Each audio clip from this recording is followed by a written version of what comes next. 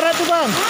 Saudara, sebanyak 3 rumah warga rusak akibat bencana banjir dari luapan air sungai di Kampung Lampahan Induk, Kecamatan Timang Gajah, Kabupaten Bener Meriah pada Rabu 27 Januari sekitar pukul 18.30. Selain 3 rumah, 1 bangunan balai pengajian dan pos gardu induk PLN Lampahan juga mengalami kerusakan.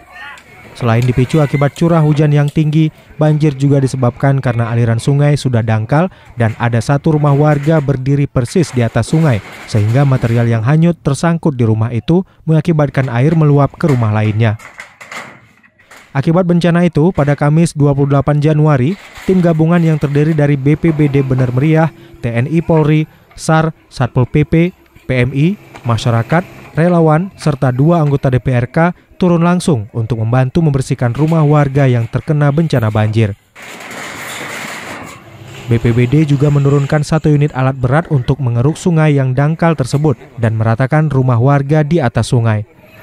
Berarti ini tersumbat kemarin bang? Ya, apakah airnya belum? Memang debit dari hulu besar, plus di sini ada tersumbat. Jadi setelah kita cek tadi ke atas, memang pendangkalan sudah cukup berat. Nah, jadi seharusnya sungai ini kita berdiri itu tidak nampak kepala kita, tapi sekarang kita bisa berdiri di lantai sungai, bisa nampak ke atas. Jadi artinya pendangkalannya sudah sangat berat. Ada bangunan juga yang kita rusakin, Mbak. Ada rumah ada bangunan yang berdiri di atas jalur sungai, ini harus kita bersihkan untuk menghindari dampak lanjutan.